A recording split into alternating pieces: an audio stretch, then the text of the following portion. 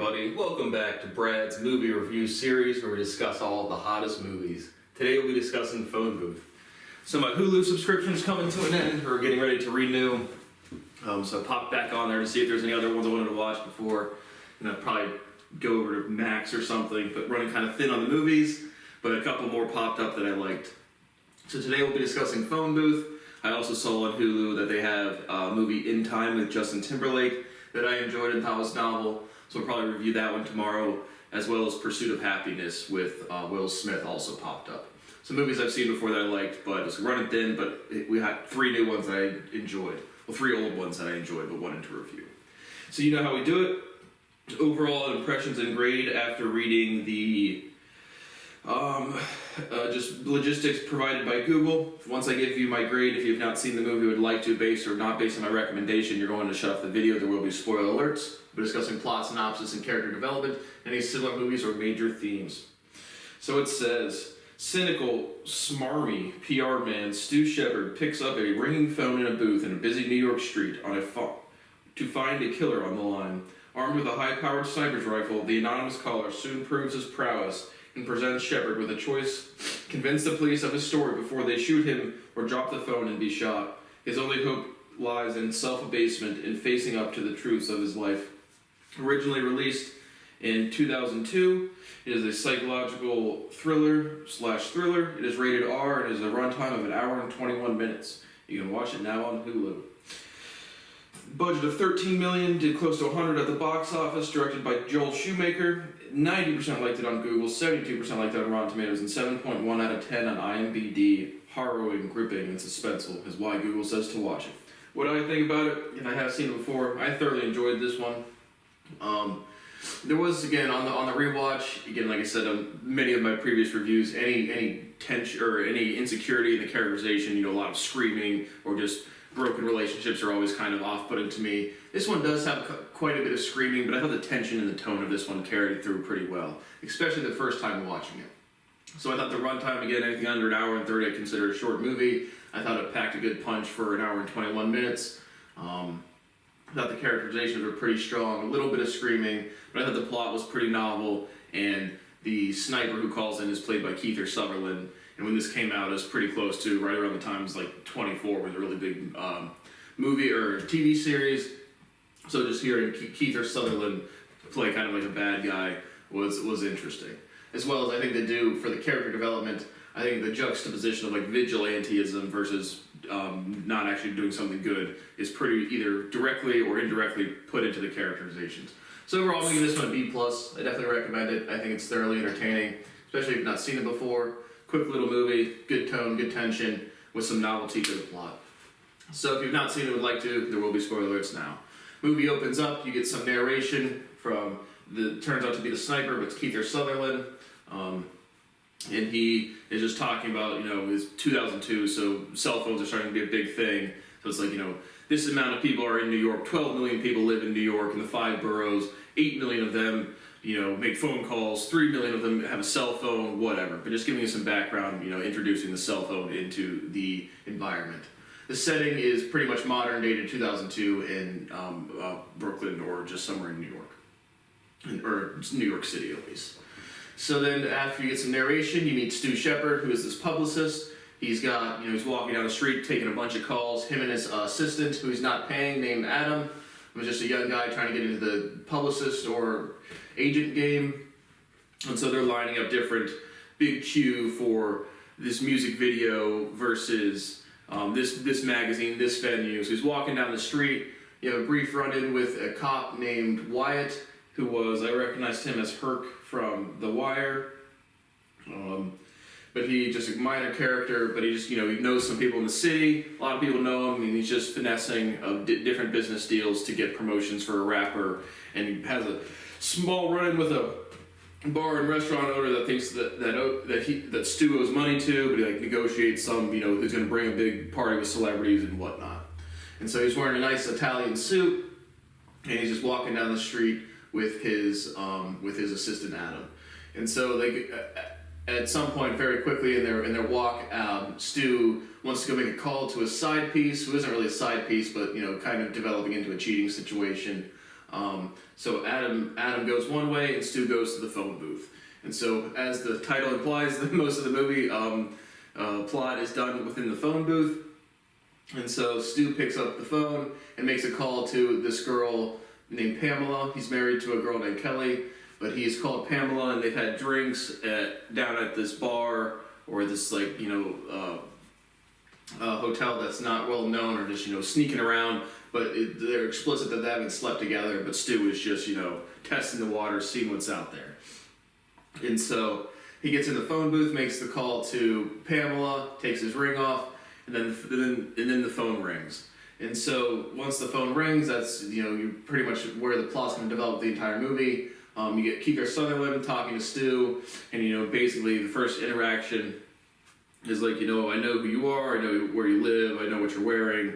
And Stu's the arrogant, cocky publicist. He's like, go fuck yourself, you don't know anything. And he's like, you're running your fingers through your hair, you're flipping me off, you're wearing the Italian suit with purple or whatever. And so Stu quickly learns that the guy's actually watching him, and then Stu's still he's like telling him to go fuck himself. And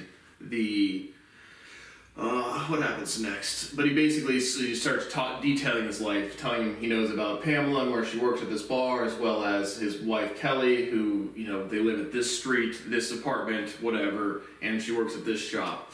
And so Stu's kind of getting nervous, like, how do you know everything about us? Blah blah blah. And then basically the sniper basically says, don't you remember that Polish pimp or dude that got shot in the chest last week? Or I'm sure you've read about the business executive who dumped all his shares before the company tanked and left the little guy hanging. Those were both deaths that I caused, he implies. But Stu's not really sure if he's being serious, and so he's like, if you fire a rifle, everyone will go crazy, and the police will be here in 2 seconds. And so there's a little robot that kind of there's a street vendor, and a robot kind of goes up to next to the phone booth, and so the sniper shoots I guess before then, the first interaction, Stu is on the phone, and this is kind of I believe either after or before the first phone call with the sniper, but a pizza guy comes to deliver pizza, and Stu's like, what are you doing, dude? Who's ever delivered a pizza to a phone booth? And he's like, clearly on the delivery instructions it says the guy that picks up the phone at this time, deliver him the pizza. And so Stu's very rude to him and pays him to go away.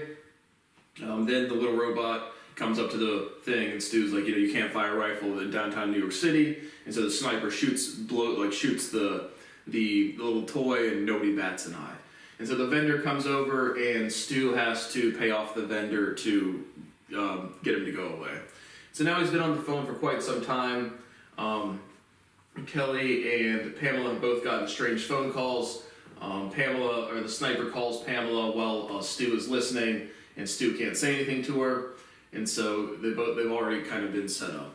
And so after this, there is a brothel or an escort service across the street. And so a couple of these escorts, Felicia and Asia, come over, and kind of off-putting characterizations, just really loud, screaming escorts.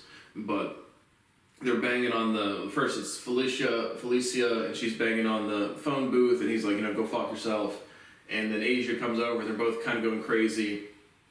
And so he's still just talking to the sniper. Now that Stu knows this guy is real, he can't get off the phone. And so Felicia and Asia go to their pimp, or just to their handler, Leon. He's got a bright, flashy shirt, and he comes over, and he's like, I'll pay you, Stu gives him $150. It's like, I want to run the booth indefinitely. And Leon's like, $500 gets you the booth indefinitely. And so the escorts kind of get mad at Leon that he's not siding with them. But Stu pisses off the Leon as well, and so Leon gets a baseball bat, and he breaks the window, and he's starting to wrestle or attack Stewart. And the sniper's on the other line, Stewart, just say the word, just say yes and I'll shoot him, just say yes and I'll shoot him. And so after looks like he's about to get pummeled, and then Stu says yes, and then the sniper shoots Leon. And so Leon kind of stumbles back into the middle of the street and dies. And so all of the escorts are going crazy, saying, we saw Stu had this little black object, and he shot him and he killed him. And so now the police come, big police presence on the scene. You meet Captain Ed, Captain Ed is Forrest Whitaker, who I enjoy. Forrest Whitaker, definitely from Godfather of Harlem, a lot of other movies. But there was one movie that that I wanted to find by him that I watched a while ago that I thoroughly enjoyed. It got terrible ratings, but I really enjoyed it. I forget what it was, about to look it up. But regardless, Forrest Whitaker is the chief negotiator. You know, they're supposed to wait for some other organization to do negotiation, but him and his Sergeant Cole, the Sergeant Cole character was definitely like the head guy on The Rookie, or Richard T. Jones, like the head police guy in The Rookie series. So I recognize a lot of the people from different movies. But now there's just a big chaotic scene where the escorts are saying they saw, 4 witnesses saying they saw Stu shoot him when there's a sniper shot they didn't know where it came from, and he gets hit in the back and he's wrestling Stewart from the front, so it kind of strange angle there. But regardless, Captain Ed comes out and starts to talk to him, and the sniper's like, Stewart, just make fun of his life, make stuff up, you can't tell him who you're talking to. So Stu says, I'm talking to my therapist. The police force are trying to tap the lines and see who he's talking to. The sniper has encrypted the lines, so they can't really get much out of it. But regardless, that's what's happening. And the sniper, after Stu tells Captain Ed that he's talking to his therapist, the sniper's like, Captain Ed's like, I went to therapy too. I had a rough time with my wife. And then the sniper makes Stu degrade Captain Ed. He's like, ask Captain Ed if he couldn't satisfy his wife sexually anymore, if he has to whack off a bunch after because his marriage is ruined. And so Captain Ed is just kind of trying to figure out what's going on. And so at the beginning, they think they're having like a mental break or whatever. His wife Kelly shows up on the scene. Stewart tries to call 911. The sniper has the booth rigged a little bit so he can hear that. But Pamela comes up on the scene, and so initially Stu acts like he doesn't know Pamela at all, just trying to get her off the scene. Pamela comes to the scene later, but that's pretty much what's happening. And so the police force thinks he's got a gun, big police force, guns drawn, hostage situation, SWAT units, snipers getting set up. And so they keep telling Stu to come out of the phone booth with his hand up. He's like, they keep saying, what's in his pocket? And he's like, I'll show you, it's just my phone and my cigarettes. And they're like, no, don't reach for anything. And so the whole time the sniper is kind of just talking to Stu and like making fun of him or giving him a chance to, recompense for his sins or, make up for the lost things or the bad things that he's done. And so after Leon gets killed and he mocks Captain Ed, I'm gonna miss some scenes or whatever. But basically, once Pamela and Kelly show up on the scene, the sniper's like, which one do you want me to take out? And he's also threatening Captain Ed, and Stu is just trying to keep the situation under control. So he has to yell out to Pamela and to Kelly that what he's done wrong and confess his sins to the people that are watching. There's a bunch of news cameras. And the police officers are still not sure exactly what's going on. So another negotiator shows up on scene. Him and Captain Ed have a little tiff about whose jurisdiction or who's going to lead I don't say the investigation, but the crime scene or the standoff.